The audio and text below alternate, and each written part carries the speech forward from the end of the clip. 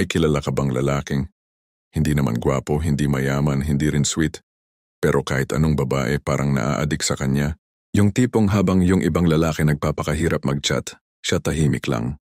Pero siya pa rin yung iniisip ng babae bago matulog? Tanong mo siguro, anong meron sa lalaking yun? Simple lang bro. Meron siyang stoic energy. Hindi mo kailangang maging perfect para ma-addict ang babae sa'yo. Ang kailangan mo lang, control. At yan ang hindi naiintindihan ng karamihan. Karamihan ng lalaki ngayon slaves ng emotion nila. Pag nagustuhan nila ang babae, buong mundo nila umiikot doon. Isang reply lang ng scene. Buong gabi na silang di mapakali. Isang busy ako lang, parang gumuho na ang mundo nila.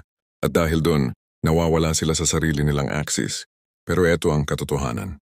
Ang babae naa-addict hindi sa lalaki. Naa-addict siya sa emosyon na nararamdaman niya kapag kasama ka. At kung ikaw mismo ay hindi marunong kontrolin ang emosyon mo, paano mo siya dadalhin sa emosyon na gusto mong maramdaman niya? Kaya karamihan ng lalaki, nagiging predictable, needy, desperate, at eventually boring. Isipin mo to bro. Yung lalaking laging available, laging nag-e-explain, laging nagpapaliwanag. Ang dating, walang sariling mundo. Pero yung lalaking kalmado, hindi nagpapadala, hindi mo mabasa kung anong nasa isip niya. Yun ang nakakaintriga. Yun ang nagiging droga sa babae. Kasi habang ikaw abala sa paghabol, siya naman nagtataka. Bakit parang hindi siya ganun kaapektado sa akin?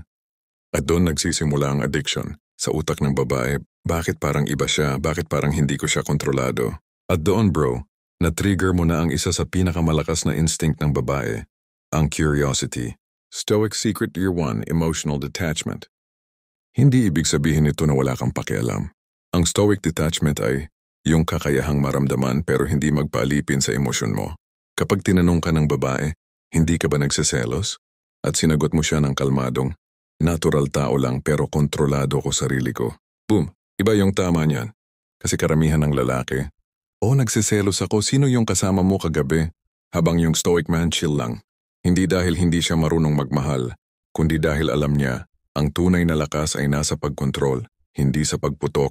Isipin mo ang sarili mong parang Netflix series. Kapag pinakita mo agad lahat ng episodes, predictable. Pero kapag may cliffhanger sa bawat ending, babalik at babalik siya para panoorin ka ulit.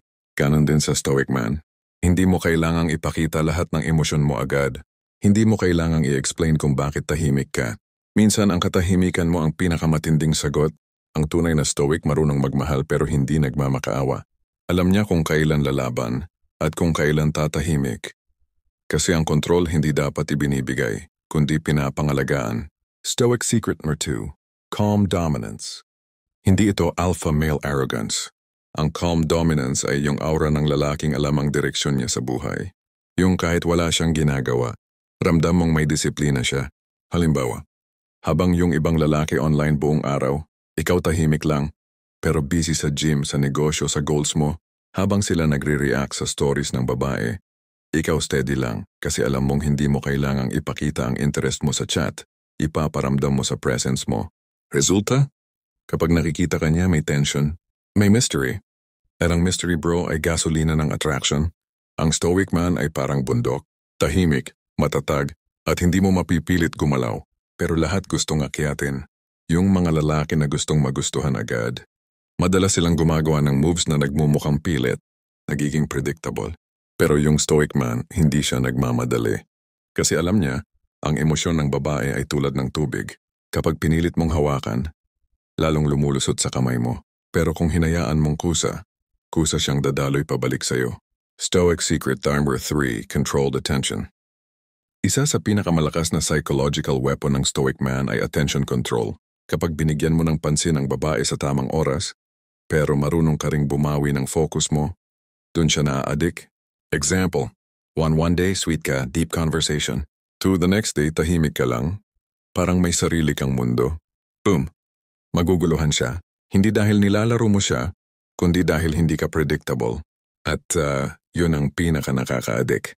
Isang gabi nagkakwentuhan kayo tungkol sa buhay. Tumagal ng 2 oras. Tapos kinabukasan, busy ka, hindi nag-reply agad. Hindi dahil pa hard to get ka, kundi dahil may sarili kang ginagawa. Sa isip ng babae, ano kayang ginagawa niya? May iba kaya? Ayun bro, hindi mo siya hinabol pero ikaw ang iniisip niya buong araw. Ang utak ng babae ay wired sa emotional unpredictability. Kapag masyado kang stable sa attention mo, nagiging normal ka. Pero kapag may pattern of calm detachment at sudden depth, ang dopamine niya nag-i-increase at dopamine addiction. Kaya ang stoic man hindi nagmamadali. Hindi rin nagre-react kasi alam niya ang tunay na laro ay nasa emosyon, hindi sa salita. Stoic secret number 4, controlled silence. Minsan, ang pinakamalakas mong move ay hindi pagsasalita. Kapag galit siya, tahimik ka. Kapag nagtatanong siya ng, may gusto ka ba sa akin? Ngumiti ka lang. Kasi sa bawat hindi mo sinasabi, mas lalong gumagana ang imahinasyon niya. Tandaan mo, ang babae na hindi na-addict sa mga sinasabi mo, na-addict siya sa meaning na iniisip niyang gusto mong sabihin. At yung space sa pagitan ng salita mo, yan ang pinakamatinding larong pang-emosyon. Minsan ang pinakamalakas na sagot ay katahimikan. Kasi yung babae siya na mismo ang gagawa ng kwento mo sa isip niya. Stoic secret number 5, emotional self-sufficiency.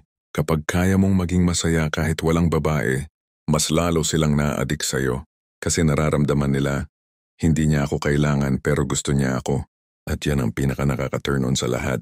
Sa mundo ngayon na puno ng lalaking naghahabol ng validation, ang stoic man ay kakaiba kasi siya mismo buo na.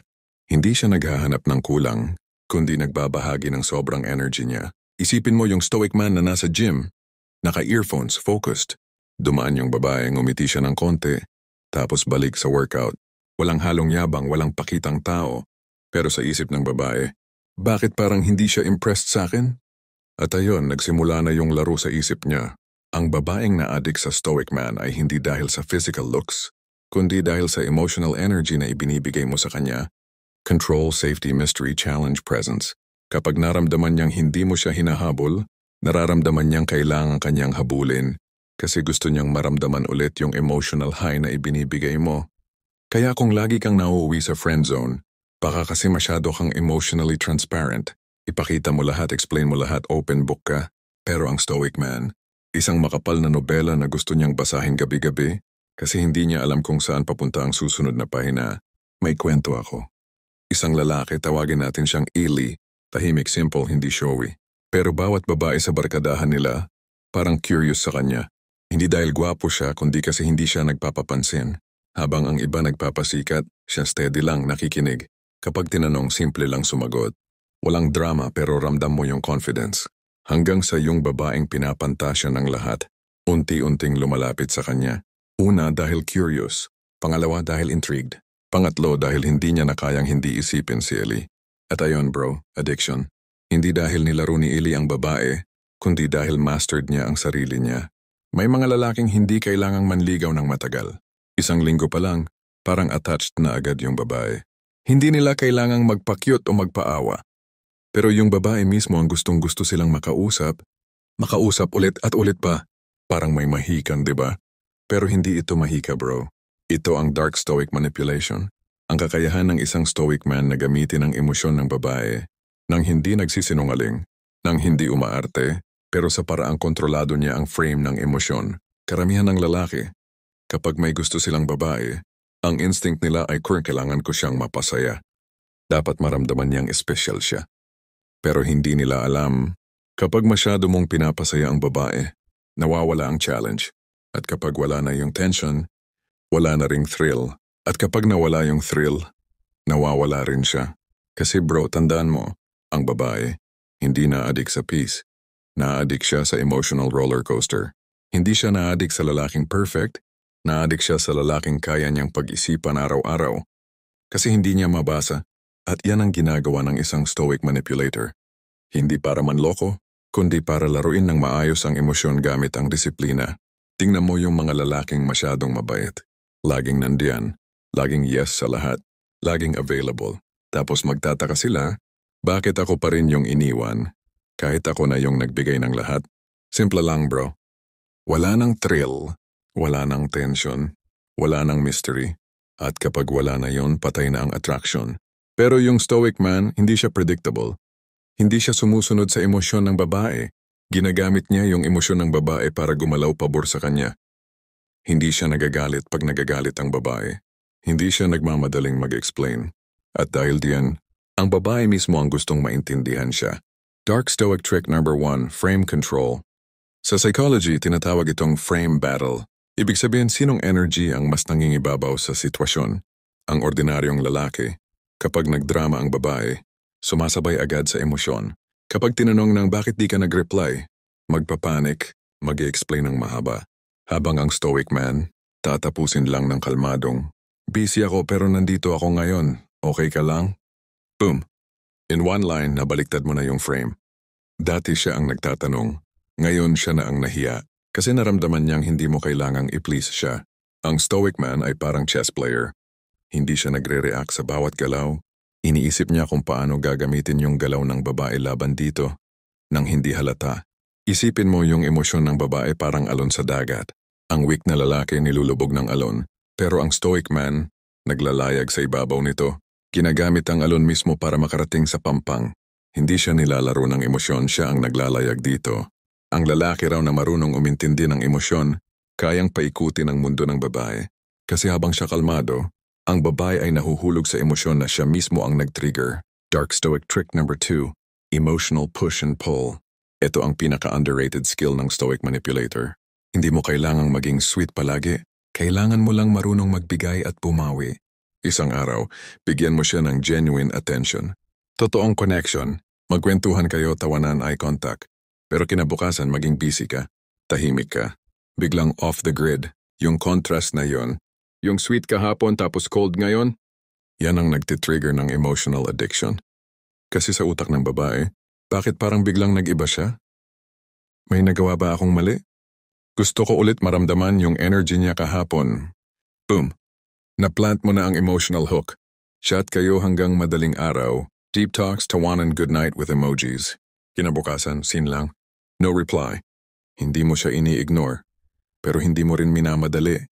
Habang siya nagbubukas ng chat thread niyo every hour, nagche-check kung online ka. At doon na nagsisimula ang attachment.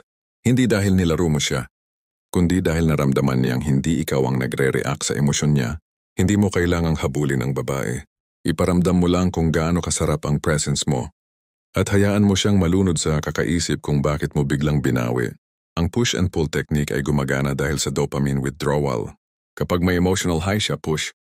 Tapos biglang nawala ng stimulus, pull. Ang utak niya maghahanap ulit ng dopamine. At saan niya hahanapin yun? Sa'yo. Kaya hindi mo kailangan ng constant effort. Ang kailangan mo lang, disiplina. Kasi habang ang iba nagpapadala sa init ng emosyon, ikaw chill lang pero ikaw ang laging naalala. Dark Stoic trick number 3, emotional mirror. Isang stoic secret. Ang babae ay naadik sa lalaking kayang ipakita sa kanya ang sarili niya. Ang ibig sabihin, hindi mo kailangang magpakitang cool lang. Ang kailangan mo, marunong kang makinig, marunong kang mag-reflect ng emosyon. Kapag nagkwento siya ng problema, huwag mo agad solusyonan. Sabihin mo lang, ang bigat nun pero nakakabilib na kaya mo pa ring ngumiti. Simple pero deep, kasi sa sandaling yon, naramdaman niyang naiintindihan mo siya. At kapag naramdaman yun ng babae tapos nag-pull ka ulit, addict na siya sa emotional connection niyo. Para kang salamin, bro. Kapag tumingin siya sa'yo, nakikita niya hindi ikaw, kundi yung sarili niyang emosyon pero may depth at calmness. At dahil doon gusto niyang tumingin ulit at ulit pa hanggang hindi na niya alam kung saan siya nagsimula at saan ka natapos. Ang stoic man ay hindi basta nakikinig. Pinaparamdam niya na bawat salita mo, may tahimik na espasyong pinag-iisipan niya. Dark Stoic trick number 4, controlled vulnerability. Ito yung advanced move. Karamihan ng lalaki akala nila dapat laging strong, walang emosyon. Pero mali. Ang tunay na stoic manipulator marunong maging tao. Pero sa timing niya, kapag naparamdam mo sa babae na kalmado ka sa lahat ng bagay, tapos minsan bigla kang nag-open up ng kaunting lalim. Yung tipong, hindi naman ako sanay magkwento pero minsan napapagod din ako. Boom! Ang babaeng dati curious lang, ngayon emotionally invested na. Kasi ang rare ng moment na yon. At yung vulnerability mo, kapag pinili mong ibigay, nagiging privilege para sa kanya. Feeling niya, siya lang yung pinayagan mong makita yung malambot mong side. At doon bro, tuluyan na siyang mahuhulog. Parang ikaw yung lalaking laging tahimik sa group. Pero minsan, nung nagkwento ka tungkol sa pamilya mo, nakita niyang may lalim ka. Walang drama, walang iyak, just calm truth. At bigla siyang tumingin sa'yo ng iba. Hindi na simpleng crush. May halong respeto, compassion at curiosity. At yun ang nakaka-addict. Dark Stoic trick number 5, the absence principle. Ito ang pinakamalakas bro. Ang presensya mo ay mas nakaka-addict kapag marunong kang mawala. Kung palagi kang nandyan, hindi ka niya mamimiss. Pero kapag marunong kang mawala, marunong kang hindi agad magparamdam, ang isip niya gagawa ng kwento. Busy kaya siya? May iba kaya siyang kausap? Ayoko siyang mawala. At ayun na, ikaw na ang laman ng utak niya. Hindi mo kailangang maging ghoster. Ang kailangan mo lang, purposeful distance. Hayaan mong magtrabaho ang imahinasyon niya para sa'yo. Minsan ang pinaka-nakaka-addict ay hindi ang presensya mo, kundi yung pagkawala mo na hindi niya maintindihan. Kapag bigla kang nawawala pero babalik ka pa rin sa tamang timing, ang utak ng babae ay nagre-release ng dopamine spike, parang reward system reset. Kaya bawat pagbabalik mo mas mataas yung emotional value mo. Ito ang dahilan kung bakit ang mga stoic man ay hindi kailangang mangako. Kasi bawat pagbalik nila may impact. Ang stoic man ay parang ulan sa tag-init. Hindi mo alam kung kailan babalik, pero sa tuwing bumabagsak, ramdam mo agad yung presensya niya. Isang lalaki, si Lorenzo. Tahimik, composed, hindi showy. Pero yung mga babae sa paligid niya, parang gustong laging kasama siya. Hindi dahil sa hitsura, kundi dahil sa aura. May panahon na sweet siya, may panahon na parang malayo. Kapag nagsalita, may lalim. Kapag tumahimik, may tanong.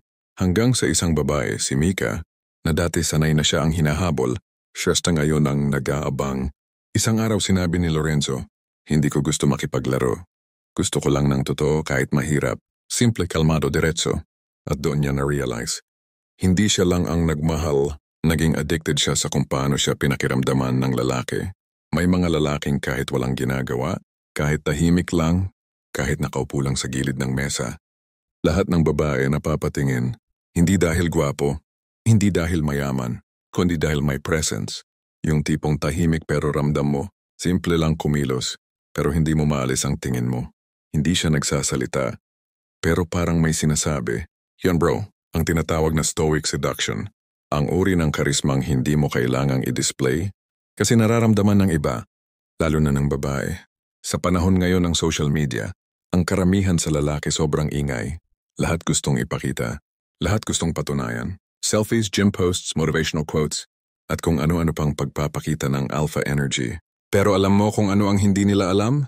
Ang tunay na karisma ay hindi kailanman ipinagsisigawan. Ito ay tahimik, at mas malakas kapag hindi sinasabi. Habang ang ibang lalaki nagpaparamdam sa chat, ang stoic man nagpaparamdam sa aura. Habang sila todo effort sa salita, siya steady lang, pero ramdam mong malalim. Tingnan mo yung mga babae sa paligid mo. Sino ang mas pinapansin nila?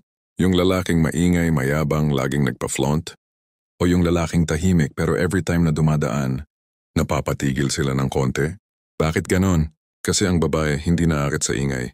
Naakit siya sa emotional presence, sa thunder vibe, sa energy na hindi niya maipaliwanag. At kung marunong kang magdala ng ganitong aura, hindi mo kailangang magsalita para gusto kanyang lapitan. Stoic Seduction Secret. For 1. The power of stillness. Ang stoic man ay hindi nagmamadali. Hindi niya pinupuno ang katahimikan ng salita. Hinahayaan niyang maramdaman siya. Kapag nag-uusap kayo ng babae, habang siya abala sa mga kwento niya, ikaw steady lang, nakikinig, nakatingin sa kanya ng kalmado pero may lalim. Hindi mo kailangang mag-react sa lahat. Hindi mo kailangang sabayan ang emosyon niya. Ang kailangan mo lang, presence. Dahil yung katahimikan mo, nagiging salamin kung saan bumabalik ang emosyon niya. At kapag naramdaman niyang safe at calm ka, mas lalo siyang nag-o-open up. At doon ka mas nakakapasok sa isip niya. Ang stoic presence ay parang ilog sa gabi, tahimik pero malalim. Hindi mo alam kung gaano kalalim, pero ramdam mong may misteryo. At ang tao natural na naakit sa misteryo. Minsan, yung tahimik na presensya ang pinakamalakas na linya. Hindi mo kailangang magsalita para maramdaman. Stoic Seduction Secret number 2, the slow gaze. Maraming lalaki ang tingin lang ng tingin, pero iba ang stoic gaze. Hindi ito bastos, hindi rin creepy. Ito ay yung tingin na kalmado, grounded at confident. Yung tipong hindi umiwas agad. Hindi rin nanlilisik. Kalmado lang, parang sinasabi ng mga mata mo, I see you but I'm not chasing. At yung simple matatag na eye contact na yan bro, mas malakas pa yan sa kahit anong pick-up line. Kasi sa psychology ng babae, ang prolonged calm eye contact ay nagtitrigger ng emotional arousal, hindi lust agad kundi awareness. Parang gusto niyang malaman kung anong nasa isip mo. Imagine nasa cafe kayo. Nagtatawanan barkada mo, pero tahimik ka lang naka-lean back steady. Napatingin siya sa'yo, nagtagpo ang mga mata niyo saglit, hindi mo agad iniwas. Ngumiti ka ng konti sabay balik sa ginagawa mo. Hindi mo siya nilapitan, pero sa isip niya, bakit parang siya pa yung hindi ko maalis sa isip? Boom, presence activated. May mga lalaking hindi kailangang mangligaw. Tinitigan ka lang ng tama, tapos hindi ka na nakawala. Stoic Seduction Secret number 3. The subtle touch. Kapag marunong kang magdala ng energy, hindi kailangang laging physical. Pero kung sakaling dumating sa punto ng physical presence, ang stoic touch ay laging kontrolado. Yung simpleng pagpatong ng kamay sa balikat o pag-abot ng baso ng hindi nagmamadali. May intention pero may disiplina. Hindi bastos, hindi rin cold. Balanced. Kasi tandaan mo, ang babae hindi naadik sa hawak, naadik siya sa intention sa likod ng hawak. At kapag maramdaman niyang may lalim na hindi mo ginagawa para makakuha ng kapalit, kundi dahil kalmado kang lalaki na marunong magparamdam ng respeto, doon siya matutunaw. Ang stoic touch ay parang apoy sa kamay ng alchemist. Kapag marunong kang humawak, nagbibigay init. Kapag sumobra, sinusunog. Kaya kailangan laging may control. Hindi mo kailangang yakapin siya para maramdaman ka. Minsan sapat na yung tahimik mong intensyon na may respeto at lalim. Stoic Seduction Secret number 4. The Aura of Purpose. Ito ang pinakamatindi. Kasi kahit gaano ka ka-calm, kung wala kang direksyon, mawawala rin yung impact mo. Ang stoic man ay may purpose aura. Hindi niya kailangan ipaliwanag yung mga plano niya, pero nararamdaman mo na may ginagawa siya sa buhay. Kahit hindi siya maingay sa social media, ramdam mo yung drive. At sa babae, yung ganitong lalaki, nakaka-addict. Kasi rare na sa panahon ngayon, yung lalaki na may disiplina, may focus, at hindi natitinag sa emosyon. Habang lahat nagmamadali siya steady. Habang lahat nag-a-adjust siya consistent. At yung consistency na yon, bro, yan ang pinakamalakas na seduction. Habang ang mga lalaki sa GC laging nagre-reklamo tungkol sa love life, ikaw tahimik lang, nagwo-workout, nag-aaral, nagpaplano ng negosyo. Hindi mo pinopost, hindi mo pinagyayabang, pero pag nakasalubong ka ng babae, ibang-iba yung energy mo. Ramdam niyang may something sa'yo na hindi niya maintindihan. At gusto niyang alamin. Ang lalaki na may direksyon ay parang magnet. Hindi niya kailangang humila. Kusa silang dumarating. Stoic Seduction Secret 5. The Power of Minimal Words. Isa sa pinakamalakas na form ng seduction ay tahimik na komunikasyon. Hindi mo kailangang madaldal. Minsan na yung tamang timing ng salita, mas malakas pa kaysa sa buong paragraph. Kapag may tension sa pagitan niyo ng babae, huwag mong sirain sa sobrang paliwanag. Hayaan mong maramdaman yung hangin. Hayaan mong magtanong ang isip niya. Kasi yung mga tanong na hindi niya masagot, yan ang mga dahilan kung bakit hindi ka niya makalimutan. Ang salita ay parang perfume. Kapag sobra, nakakasakit ng ilong.